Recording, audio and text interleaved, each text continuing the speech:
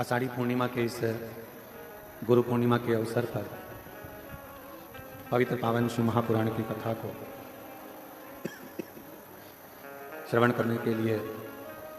कुबेरेश्वर बाबा की पवित्र धरा पर विराजमान है।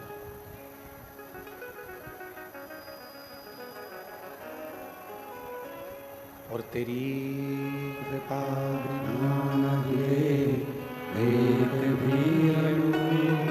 लेते हैं सांस तेरी कृपा से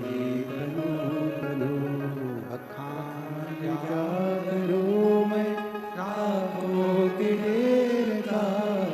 चपटी भगवत में गंगधार